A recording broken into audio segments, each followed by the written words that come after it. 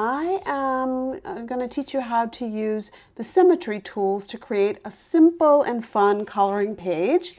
Believe me, I think this process is addictive because it's so much fun, and you'll be able to print it at home if you have a printer at home, or I can also show you how to color it right in Procreate. So let's get started. I'm going to go out to your gallery, just going to open up a new page, 8.5 by 11. And so that will fit in any standard printer. You'll be able to print it out at home or do whatever size works best for you. I'm using 8.5 by 11. I'm going into the wrench icon and I'm going down to Edit Drawing Guide. And I'm going to edit the drawing guide, and I'm going to press on Symmetry and Options. And just to review this, you'll see the drawing guides. You can change the color of the drawing guide. You'll see the color change. You can see that you can do vertical symmetry. That means whatever you write on one side, just on the vertical side, it will repeat. Horizontal, you'll see the line and the horizontal line. So what's on top or what's on the bottom will repeat on the opposite side. We're going to choose radial so that all four corners will be repeated. And there's also, quadrant. Quadrant. And then radial we're not going to use today. It's all these different radial elements, 1, 2, 3, 4, 5, 6, whatever. It's repeated. It's a little bit more complex. I don't use it that much. But so we're going to try quadrant. And that's what we're going to use today to do this. And make sure assisted drawing is on. And you're going to go up and press done. Done.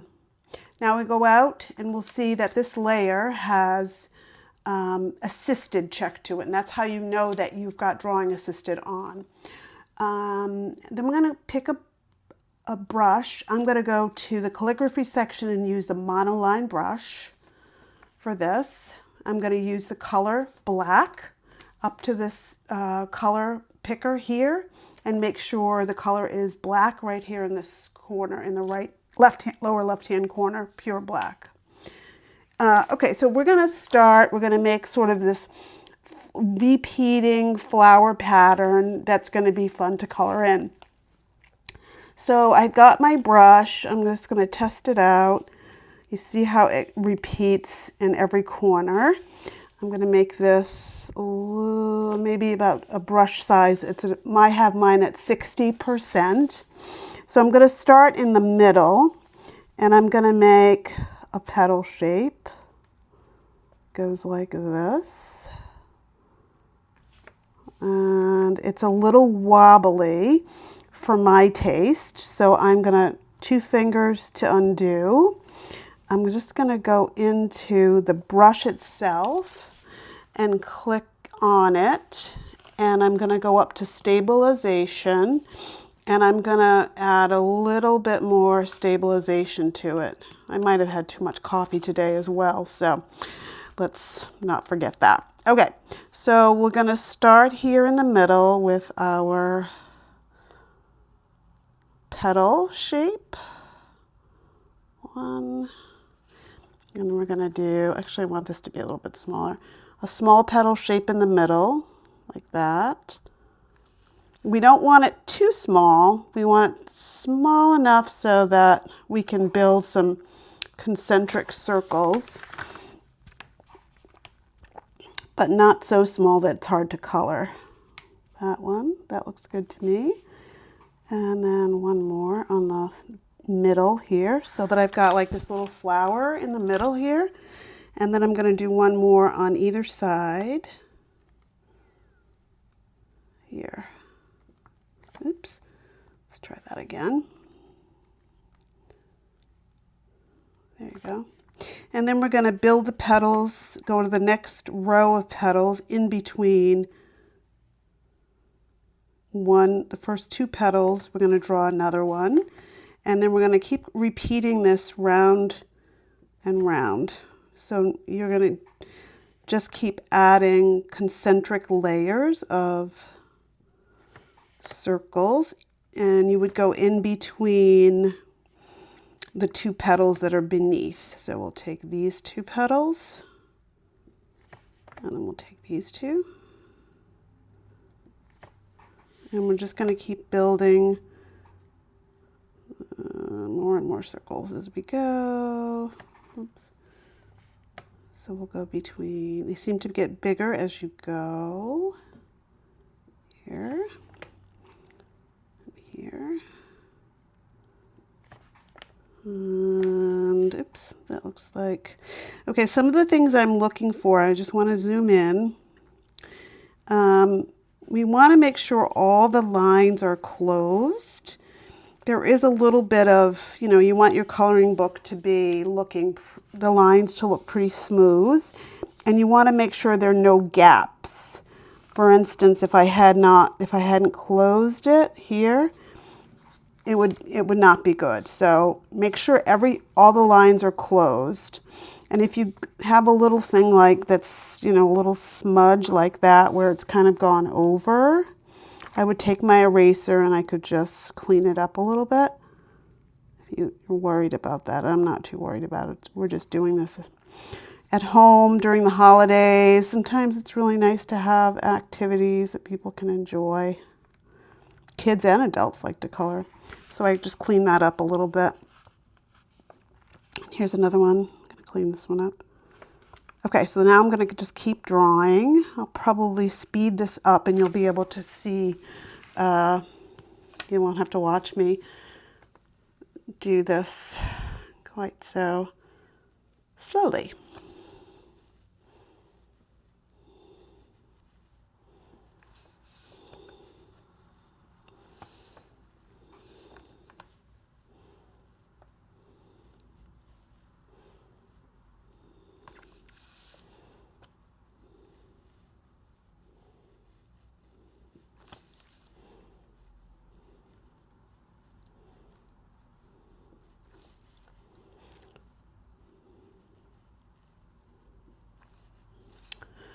I just want to say that we're trying to make sure that the spaces aren't so small that they're hard to color in if you're doing it by hand, but that they are big enough to, you know, just drag and drop color if you're doing it in here, or if you've got a crayon, it's not so skinny that you can't get a crayon in there. That would be frustrating. Okay.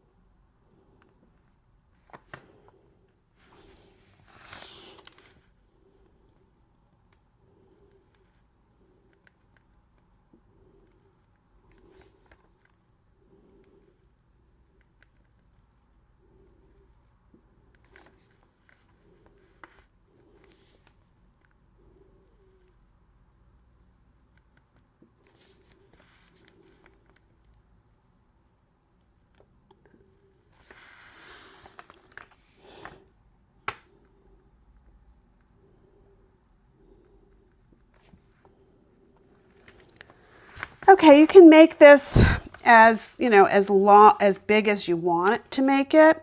One thing I want to include in my coloring page is a border around it. So I'm going to add another layer. I'm going to put on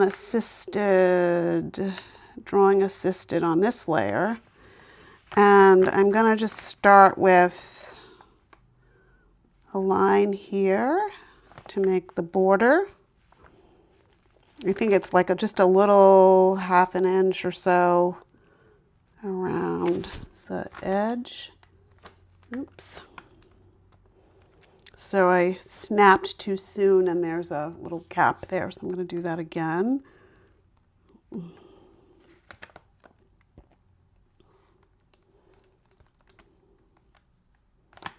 There's one. And then we'll go down and have this snap, except it didn't go right to the end. Maybe we'll snap. And I'm using my finger, one finger to snap it to a straight line. And we've got a nice border there around our image. It's really just a simple flower mandala, like a mandala image, but it's a flower. So we're going to go back into this. We can merge these two together if you're happy with that. If you can also use this time before you do that to, if you wanted to make this a little bit smaller or larger. I'm going to keep it centered. I have snapping and magnetics is turned on, so it's going to snap right to the middle of the page, and that'll make a nice element in the coloring page. So it'll be right in the center. So I'm going to merge these two together, keep it on assisted, and I'm going to keep filling this in because it's a little boring the way that it is now, I think. But you could stop wherever you want. I'm going to add some border to this so we can color this in a little bit. Oops.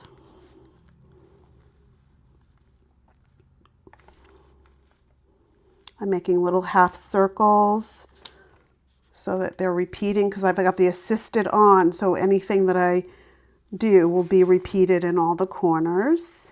I think I'm going to add a couple more of these here and here, and maybe down on the bottom. Oops.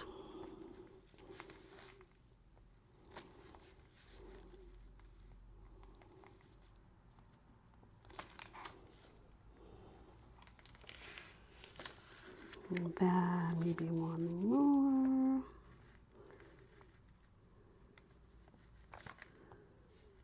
And I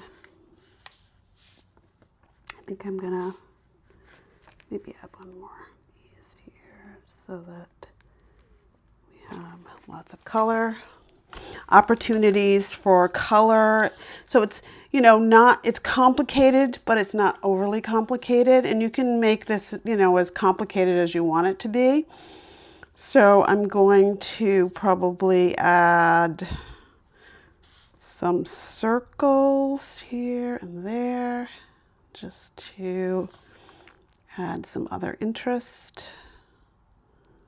Here and here, and maybe down here. I'm making a circle and I'm holding it and it's snapping to this ellipse shape. So I've got all kinds of circles. I think I want to add a little more, one more layer to this. Here and here. I think odd numbers are good. 1, 2, 3, 1, 2, 3, 1, 2, 3. Okay, so I kind of like this. All right, so when you're happy with it, all you have to do is go to the icon wrench again, go to share, and you're going to export it. For the best results, I found it's best to export it as a PDF. and I said best quality, and I'm sending it over to my laptop, and I can print it from there. So that's the simple part of this, of the making of it. Now, once you get it, you print it out and you know how to color. I won't show you how to do that, but let's say you want to do this right in your Procreate. I'm going to duplicate this one just so I have a spare one. And so what you do to do that is we can turn the drawing assisted off because we're all done with that part. We can turn that off. But now what we want to do is take this and make this a reference layer, so that when we go on to a new layer, we can pick a color palette. I have something, I don't know, something, what colors can I use? We can use maybe these colors here, or this flower colors here. So what we would do is pick a color, and then because it's a reference layer, it's going to, when we decide, okay, I want to drag and drop a color here, it will drag and drop the color into